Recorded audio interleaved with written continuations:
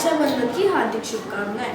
रक्षाबंधन एक ऐसा त्योहार है जिसका इंतजार पूरे साल हर भाई बहन करते हैं।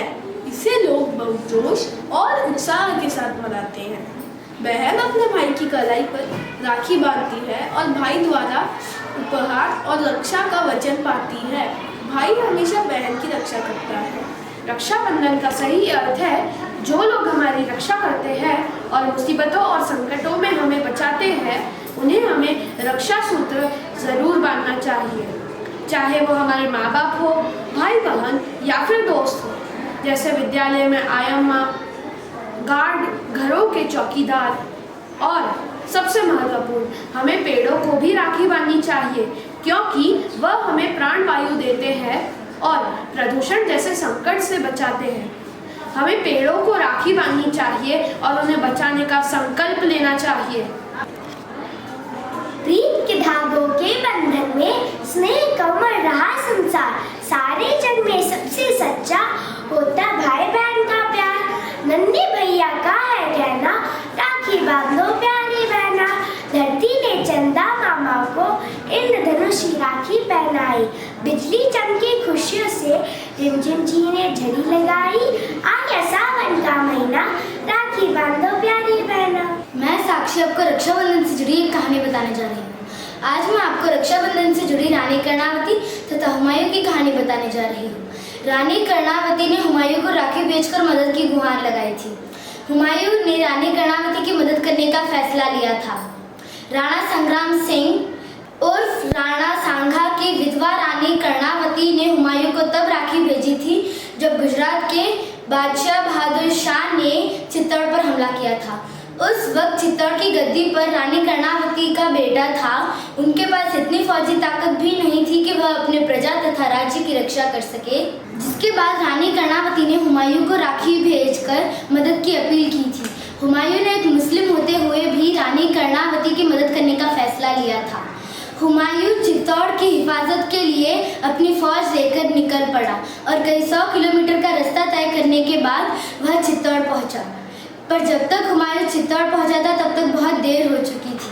तब तक रानी कर्णावती ने जौहर कर लिया था, जिसके बाद चित्तौड़ पर बादशाह बहादुर शाह ने अधिकार कर लिया था। यह बात सुनने के बाद हुमायूं को बहुत गुस्सा आया और उन्होंने चित्तौड़ पर हमला बोल दिया। हुमायूं और बादशाह बहादुर शाह के बीच इस जंग में हुमायूं ने बहादुर शाह को शिकस्त दी और रानी कर्णावती के बेटे को उनकी गद्दी वापस दिलाई। भाई बहन के रक्षाबंधन को इस कहानी को हमेशा याद किया जाता है। बचपन की यादों का चित्रहार है राखी। हर घर में खुशियों का उपहार है राखी। शिक्षा के मीठेपन का एहसास है राखी। भाई बहन के परस्पर विश्वास है राखी। दिल का सुकून और मीठा सा जज्बात है राखी।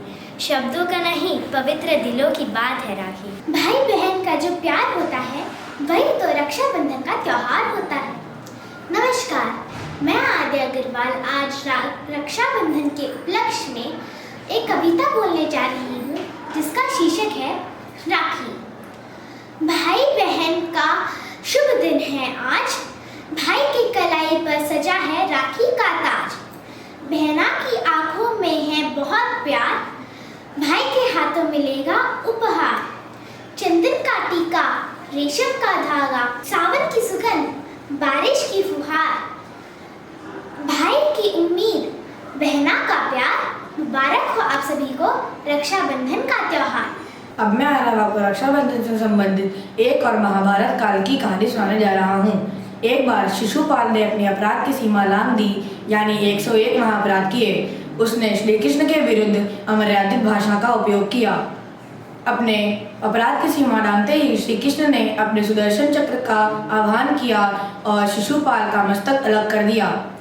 इस कार्य के चलते सुदर्शन चक्र से श्री कृष्ण की उंगली में चोट लग गई तथा वहां से रक्त बहने लगा। यह देख वहां खड़ी द्रौपदी ने अपनी साड़ी का पल्लू फाड़कर उनकी चोट में बांधा।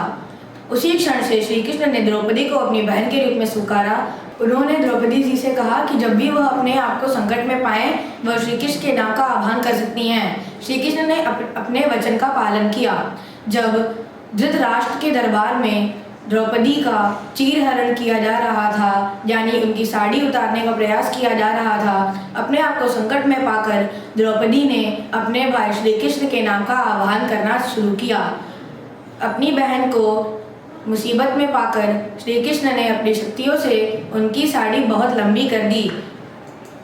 दुशासन उनकी साड़ी खींचते खींचते थक चुका था तथा राजमहल में साड़ी का एक पूरा पहाड़ बन चुका था, लेकिन द्रौपदी जी की साड़ी समाप्त नहीं हुई। इस प्रकार श्री कृष्ण ने अपनी बहन की रक्षा का दायित्व निभाया।